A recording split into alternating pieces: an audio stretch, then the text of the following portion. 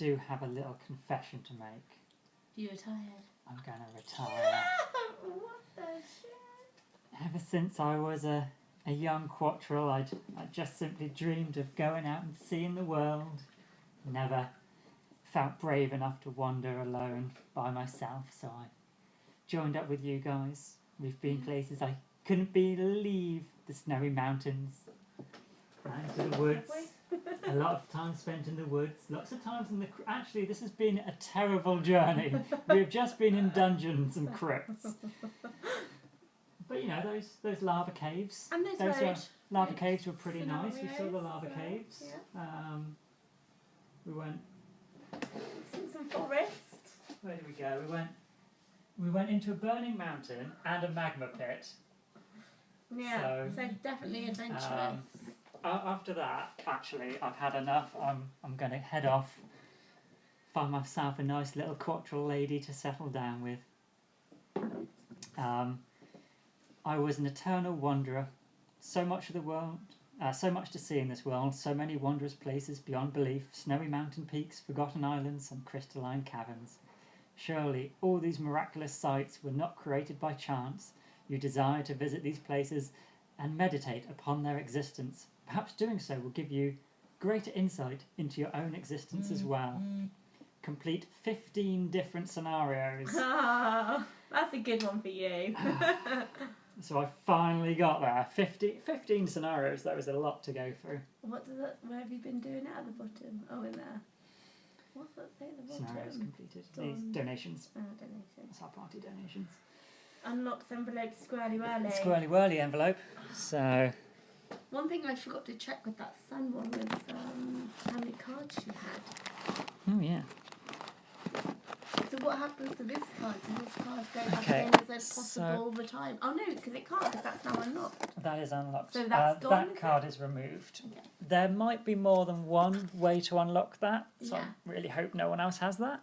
By your reaction, you don't seem like that is your I retirement goal. can't remember what my one looks like. Okay, it's going to be very awkward. But I'm just going to double check retirement and make sure we don't miss anything. I still have the option of the one that you don't pick anyway, even if it is the same one, don't I? Yeah, or you could always take the Tinkerer or the Brute. Oh yes, and start him as a new character. And well, assuming that I take this guy.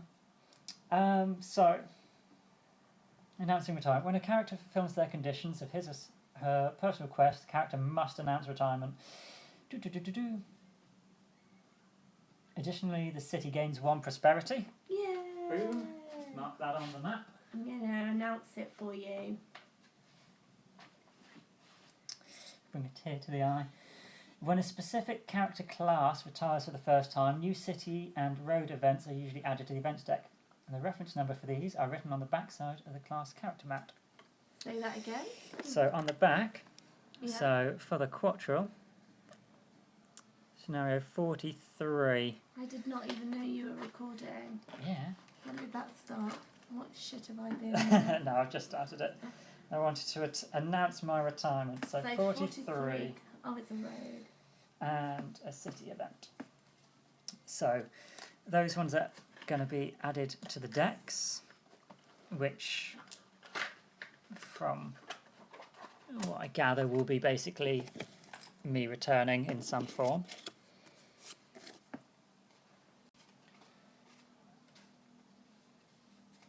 So those are added now. Oh, that means that you don't get to come back as level 3. I do not. So Tinkerer will be retiring.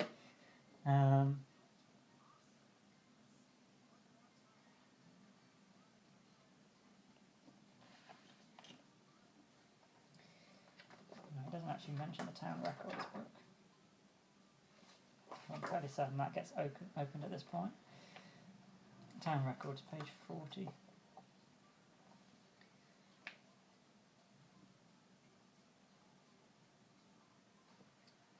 Players are directed to open this book once the first character retires. So I'll open it now. I'm not sure whether we should...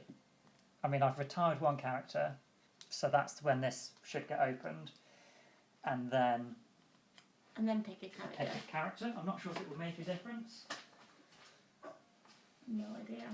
Does it say which way round to do it then? No, it doesn't mention the town records in the retirement section. The town records actually has its own section. But I'll do it now. So, broken the seal. Is this live, by the way? It is. Do you want to... Spoiler alert. Spoiler. Alert. Big spoilers. Everything about this late in the game is spoilers. Congratulations on retiring your first character. I know it was hard to let them go. I'm quite attached to my Tinkerer. Poor Quills. Our healer is what I'm most worried about. Although we didn't heal much in the last couple of scenarios. No, we don't need to. I know it's hard to let them go, but retirement is a vital step in your journey through this game. Remember that unless told otherwise, you should add the corresponding city and road event cards. And don't forget to add one perspective. Done that. On the opposite page, you're encouraged to document the details of all characters who retire over the course of the game. Log in the player's name, the character's name, their class level, and number of perks. After documenting your first retired character, feel free to turn the page and continue reading. I'll write it down after so it doesn't smudge. However, you will arrive at a yellow line that will instruct you to stop reading until certain conditions are fulfilled. Make sure you don't read anything beyond that point. So, there's a lot of text on this. So, you want to start some sort of record of all the mercenaries who've moved on from Gloomhaven? A short bearded man asks with a scowl. Sounds a little arrogant to me, but I'm sure I've got a spare record book somewhere in the stacks. He puts down his pen into the spine of the book he was inking and steps out from behind the counter at the front of the town records building. I'll be back in a bit. Don't steal anything. Option A, option B. He gets in one more good scowl before turning and walking away towards the back of the building, nearly tripping on his overly long robe multiple times. As he slips behind one of the many shelves of books, your attention shifts to the building itself. The town records building is a large circular structure on the west side of the coin district. Built as a status symbol for the town of wealthy merchants, anyone who actually enters can quickly see that the massive library is woefully understocked. Some sections, such as the teachings and philosophies of the Great Oak, are reasonably full, probably from all that money we've donated. Yeah. But many others have just a handful of books occupying long, barren shelves. Perhaps this was why some of your merchant friends were so adamant about you taking a trip to the town records building in the first place. Recording your party's exploits creates more content to fill these empty halls.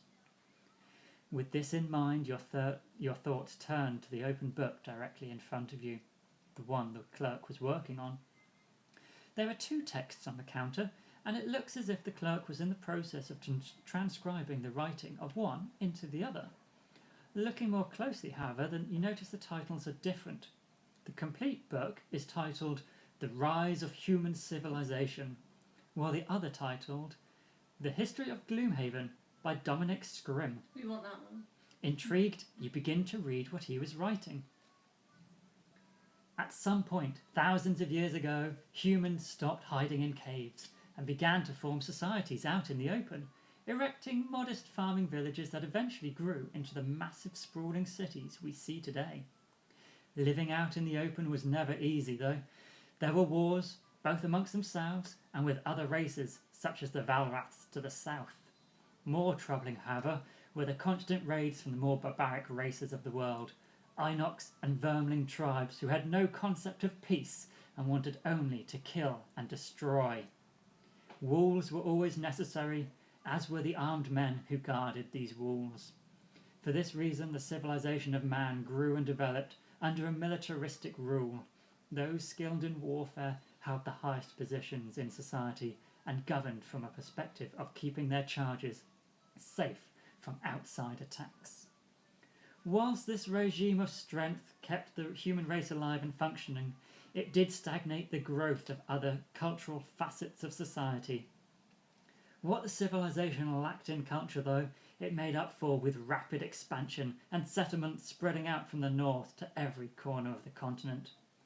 This created a strong foothold to ensure that humans would continue to prosper and never again have to go back to hiding in caves. Best to start at the beginning, eh?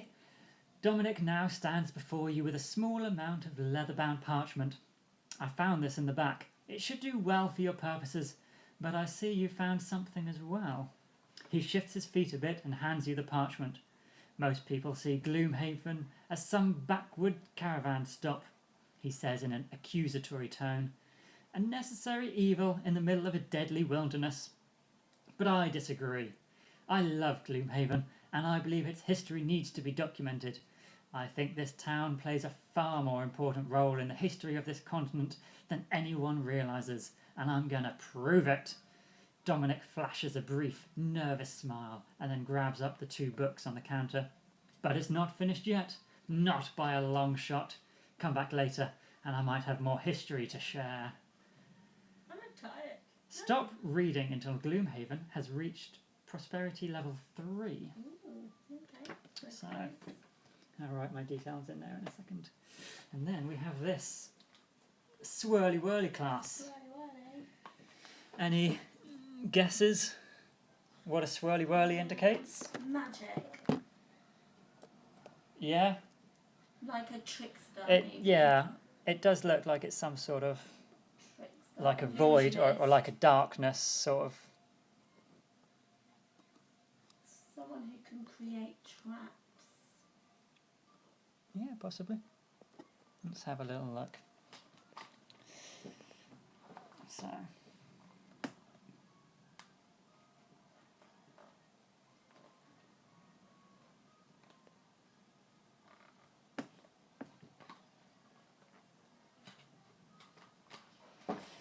We have a summoner. That's going to be one that Pat wants then. Tough. Aether summoner.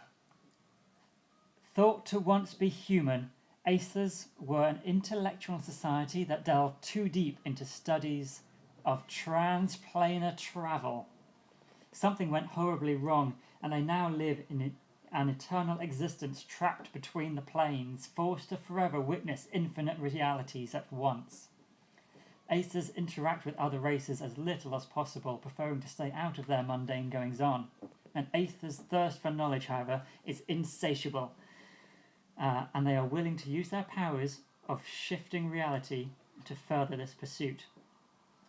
Existing simultaneously across an infinite number of planes can be both a curse and a blessing.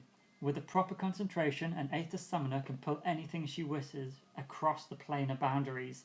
With infinite planes comes infinite possibilities.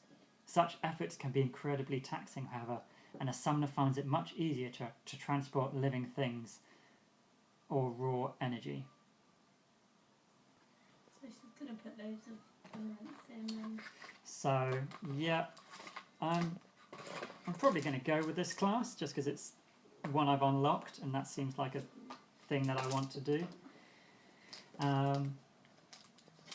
There are another set of numbers on here, one that's added in when this class is unlocked and one that's added in when it retires as normal. So the first one here is 33, so another couple of events. 33. Okay. Alright, so I'm going to have a quick read through this. I just wanted to do it on camera. Little spoilers for everyone looking at what's in the town records book and us opening up, well, our second character. We managed to unlock one. The first one was unlocked because of our good reputation rather than actually anything we managed to do. Success.